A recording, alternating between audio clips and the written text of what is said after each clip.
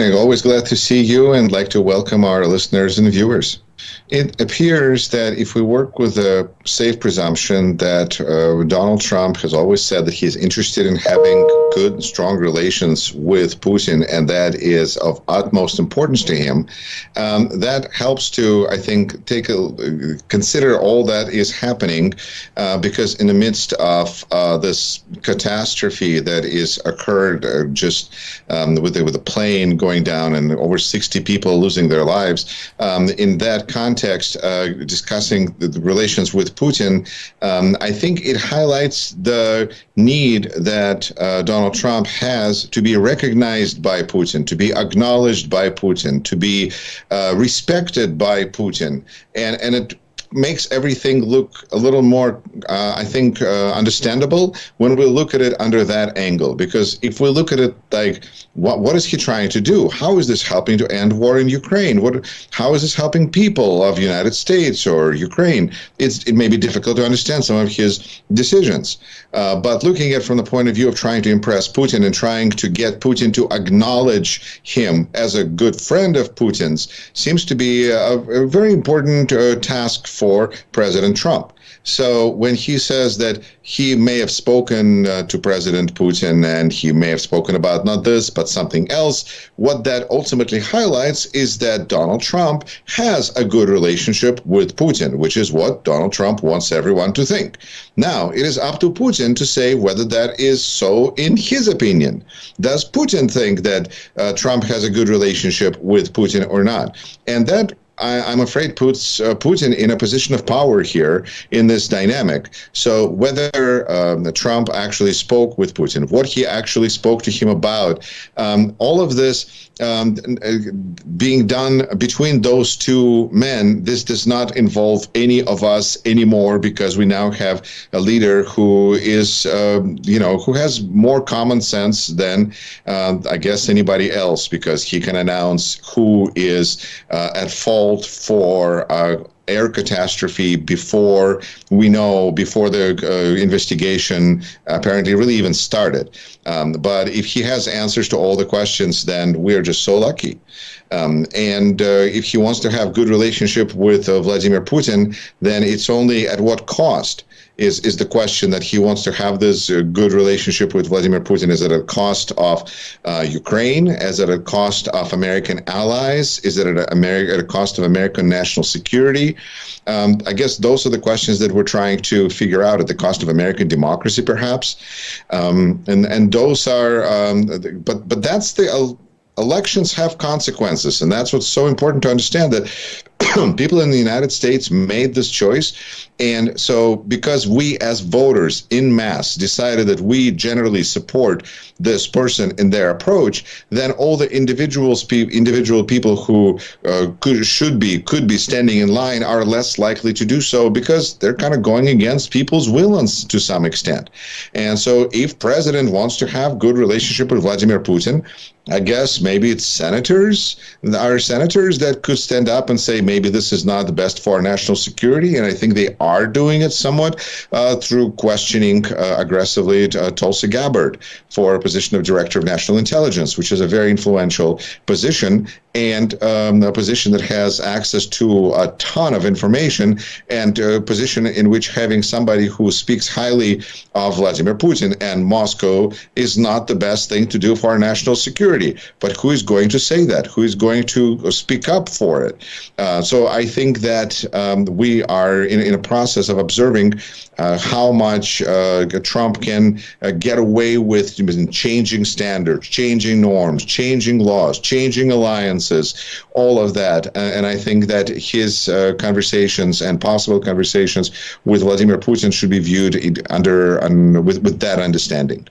Ian, I think we have, before we go into the propaganda angle of this, which is absolutely fair game because this is who we're dealing with, we need to acknowledge the catastrophe that has occurred. It's a terrible tragedy, and many of those people were an important part of figure skating community in the United States, and as such, many of them had connections and roots in Russia and Soviet Union, and so this is a tragedy for their families. families. This is also tragedy for Boston Figure Skating Club, which is recovering from, which suffered a tragedy 60 years ago when another air catastrophe cost them loss of many of their outstanding figure skaters and coaches. And so now, again, the club is struck by this tragedy, and it is terrible. And the fact that President Trump was assigning blame for this before all the bodies were pulled out of water, it doesn't sound right. I think people listen to President Trump and go, something doesn't add up. That doesn't make sense. Why are we politicizing this situation? This feels wrong. But the situation will be politicized, like every situation will be politicized. And when President Trump said, pointing blame at all the Democrats, that this could have been somehow caused by, even though he is the president, he is the one who fired all these people, his administration put out this email that I think freaked out the entire federal workforce, saying that they have a week to decide if they would like to resign their positions, and then they will, and that's it. This is not how people get into federal government, why people get into federal government, or how they expect to leave federal government. So all of this is very strange, and it throws the system into chaos. And when we have a system in chaos, then we're going to have consequences. And I think that this air tragedy was one of the consequences. But the way it is going to be looked at, I guess I'm glad so far that Ukraine hasn't been accused of this. But maybe it's only a matter of time before Ukraine will be accused of this, because it seems like in Trump world, behind every tragedy, there's either Biden or Ukraine or both that are like seen somehow around the corner. So right now we're seeing that this is mostly being used to further the administration's agenda of fighting any DEI initiatives, or as I would put it, anything that doesn't help white people. If there's a program that is not specifically designed to help white people, it's designed to help not white people, now it's illegal. Now those programs are not allowed, even though the program for the air traffickers was specifically introduced by President Trump during his first cadence. So in this instance, he's actually pointing one finger at himself and at others, and four fingers at himself. Three. So this is a difficult situation for a mathematician, but I think that politicization is something that is going to occur, and it's also something that is causing deterioration of trust in our society very quickly, because when we see that there's a tragedy and it cannot be treated as a tragedy and it's going to be politicized, it is a poison pill in our society, because presidents should come out and say, this is an important moment. We need to express our grief and sorrow and support for people and say those kinds of things, and then leave, not stay there and say, but this is actually a fault of these people, and it's not my fault, I had nothing to do with it, and all that kind of stuff. It's very disconcerting, because that means that that's leadership. That means that we're going to have people who are going to be thinking that this is an appropriate way of behaving, because the key is to make sure that nobody blames you. And it's really it's terrible for society. And beyond that, I think that it's very disrespectful to all the people involved, including air traffic controller, who is absolutely, I can't even imagine what that person is going through. And so, and the fact that there's going to be an investigation, and pilots and everybody who works at the airport and everyone who's flown to the airport. This is a time to show support for people at this difficult time. But instead, we have a president who mostly specializes in pouring gasoline on any crisis, which means that it's hard to imagine how bad the situation could get and how fast, because there's going to be a number of crises and there's going to be response that we've seen. It almost feels like we had a public health crisis when President Trump left office, and we're back to having public health crisis now that he's back in office. U.S. Secretary of State Marco Rubio. Let's listen to his statement. First, let me say this. we think what Putin did was terrible. Invading a country, the atrocities he's committed, he did horrible things. But what the dishonesty that has existed is that we somehow led people to believe that Ukraine would be able not just to defeat Russia, but destroy them, push them all the way back to what the world looked like in 2012 or 2014, before the Russians took Crimea and the like. And in the result, what they've been asking for the last year and a half is to fund a stalemate, a protracted stalemate, in which human suffering continues. Meanwhile, Ukraine is being set back 100 years. Their energy grid is being wiped out. I mean, someone's going to have to pay for all this reconstruction after the fact. And how many Ukrainians have left Ukraine living in other countries now? They may never return. I mean, that's their future, and it's endangered in that regard. So the president's point of view is this is a protracted conflict, and it needs to end. Now, it needs to enter a negotiation. In any negotiation, both sides are going to have to give something up. I'm not going to pre-negotiate that. I mean, that's going to be the work of hard diplomacy, which is what we used to do in the world in the past, and we were realistic about it. But both sides in a negotiation have to give something, and that's going to take time. But at least we have a president that recognizes that our objective is this conflict needs to end, and it needs to end in a way that's enduring, because it's unsustainable on all sides. It's ultimately unsustainable. For Russia's paying a big price for this in their own economy, their inflation rate and the like. But at the end, that's the president's position, and it's the truth. And I think even a growing number of Democrats would now acknowledge that what we have been funding is a stalemate, a protracted conflict, and maybe even worse than a stalemate, one in which incrementally Ukraine is being destroyed and losing more and more territory. So this conflict needs to end. So, Yuri, what sense and aims do you see in this statement, and what concessions is Rubio talking about, and will they be painful for both sides? I have mixed feelings when I watch Secretary Rubio give his comments, because on one hand, I can't help but be happy for him, because this is the position of his dream of a lifetime. Except for being President Rubio, I think that being a Secretary of State is a huge accomplishment for somebody who, with Cuban roots and immigrant, family and all of that, and a rise so high in America and United States. It's a dream story to a certain extent. But then the other side is that in order for him to accomplish this dream, he had to forsake and throw under the bus, a lot of his principles and support for democracy, for freedom, for standing up to Russia, for crying out loud. I thought that used to be important. And now Secretary Rubio is repeating President Trump's point of view, which is absolutely legitimate, reasonable, and what you would expect Secretary of State to do is to repeat their boss's point of view. And the boss's point of view is, what was Ukraine thinking getting into this fight with a country that's way bigger than it is? It was unrealistic to think that Ukraine could possibly beat Russia back, because Russia is so big and strong. I feel like I should be saying this with a Russian accent. Russia is so big and strong. What was Zelensky thinking? And so we discussed this in the past when we looked at President Trump's interview to Sean Hannity in Oval Office, and now we see it's very helpful to see Secretary Rubio speak basically the same intentions, the same almost words except using word rather than word carnage that President Trump loves so much. The word stalemate is what Secretary Rubio chooses to use, but either way, it doesn't sound good, it doesn't look good, and it's just unfortunate, because I thought that the goal should have been to make sure that we will do everything to help Ukraine win. And the fact that President Biden and his administration struggled for so long to say those words was such a cause of criticism against them by so many people who felt that if President Biden could just say and could just outline a strategy, we would be so much better off. Well, they were right, except that now we have a person who wants to wrap things up now and then see whatever happens. And if Ukraine has no guarantee of security going forward, that is not a concern of President Trump. President Trump is looking at the world very clearly, geopolitically, in terms of like looking at a globe as a cake, I guess. And this part of the cake is ours, and that part of the cake is yours. And Ukraine is part of Vladimir Putin's territory as far as Donald Trump, I'm afraid, is concerned. And so the fact that, or definitely Europe, which is so far away from us.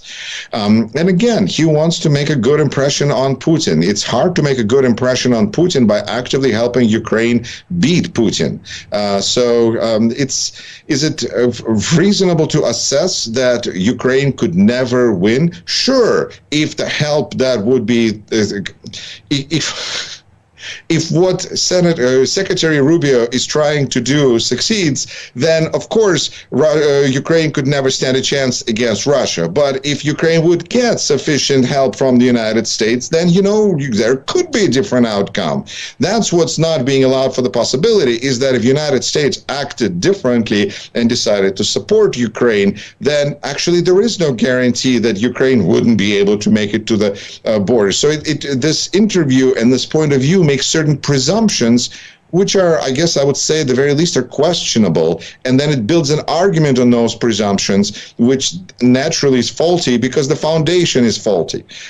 So rather than say that we had a responsibility to Ukraine, we have responsibility to our allies and all of those kinds of things that I think Secretary Rubio would like to say if he only could, if only he could. But instead he says things that he's supposed to say, and he's going to have a difficult job, because when he talks about difficult negotiations, that means that he's thinking that he's going to go to maybe Moscow, maybe Switzerland, and he's going to have these long negotiations. But reality is that when his boss is interested in trying to impress Vladimir Putin, I don't think that Secretary Rubio is going to be treated with the respect that Secretary of State of the United States honestly deserves. And so I think that he has got himself into a very unenviable position, doing a very difficult and challenging job that is most likely going to fail, for which he is going to be blamed, and probably going to cause him to lose the position of Secretary of State. But that was the decision he made when he decided to stop being a senator, step down, and instead become Secretary of State in the Trump administration. What I think, does Putin have Plan B?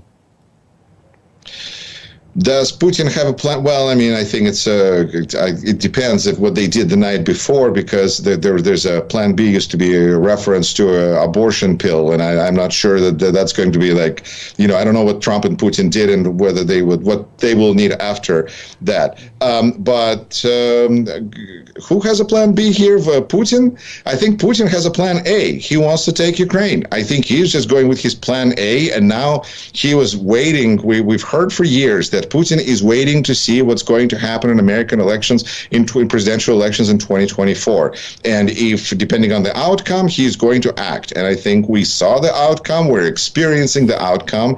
And in this outcome, Putin immediately found himself in a much stronger negotiating position than before. And so his plan could be to stop now and to continue later as soon as he can, while Ukraine is basically without additional help, is trying to recover. And whether it's going to take weeks, days, months, or years, either way, when we have a guarantee now essentially from President Trump that for as long as he's president of the United States, which is at least 4 years, Ukraine will not be a member of NATO, then I think Ukraine's best chance at security is, I mean, yes, possibly European Union, those kinds of things, perhaps maybe even a separate military union that consists of Baltic states and Ukraine and Poland and countries that are neighbors of Russia, that understand Russian danger more acutely than anybody else. But outside of that, becoming a 51st state of the United States might be, especially if California is thinking about leaving, I think territory-wise there could be some comparability. So maybe if California leaves and Ukraine comes in, maybe that could be a guarantee of security. And I'm only joking about it in the sense that we have now entered the imperial present, and now in this imperial present, being part, maybe people have a freedom for now of choosing which empire they would like to be part of. But either way, we're looking at a very divisive world. We're looking at a world where there very well could be world peace, but not for the reasons we would like, and with big nuances.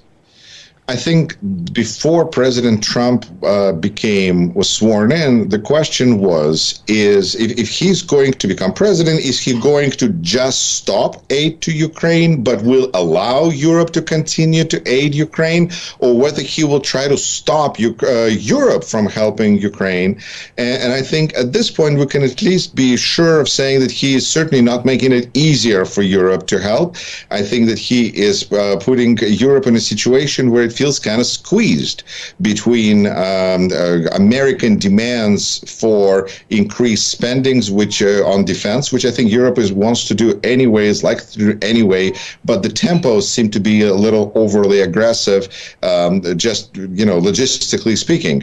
But the goals are good, but nonetheless, there's a squeeze on that side because the nuclear umbrella of America decided all of a sudden to attack its holder. Like they were holding an umbrella, all of a sudden the umbrella is like attacking them. So they're feeling squeezed. And on the other hand, Russia, which is also feeling, they're breathing down the neck, and whether Putin will stop, where Putin will stop, nobody really knows.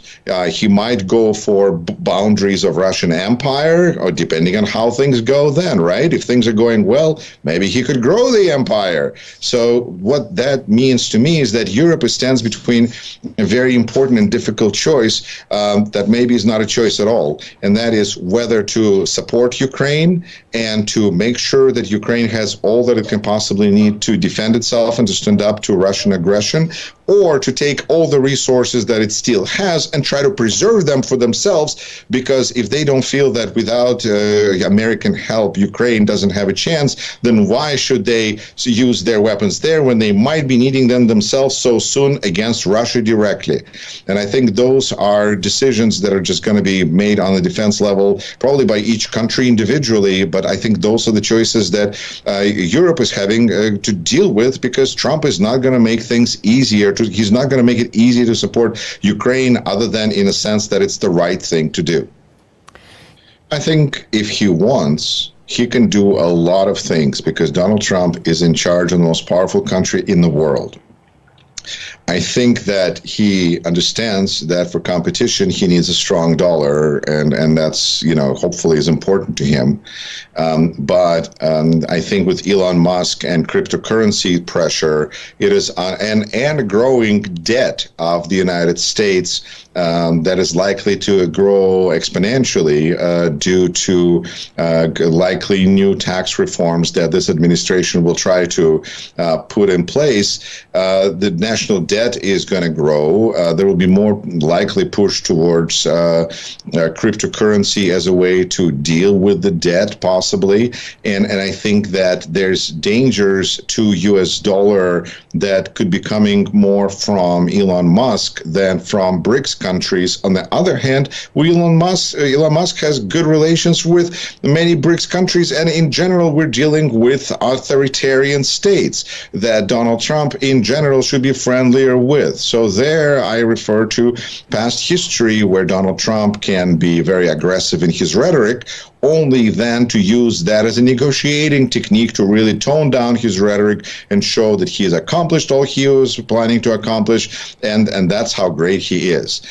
This type of approach we see all over the place. The only difference is that in the end, it seems like authoritarian countries, in the end, Donald Trump has like a love affair with Kim Jong-un, the North Korean dictator, but our democratic neighbors, Canada and Mexico, are likely to actually get slapped with real tariffs, which we're going to find out very, very soon. And Canada, for their part, it seems like quite fearful of what impact it's going to have. And that was not what we were talking about before the election. So I feel like there's been a lot of changes, and the fact that we were speaking of China, and we maybe even speaking of China as an adversary, or BRICS countries, whoever we're speaking of as adversaries today, doesn't mean that there won't be a complimentary post from President Trump if they appear to agree to his demands 5 minutes later. I think that's what constitutes chaos, and I think that's what we're just getting used to.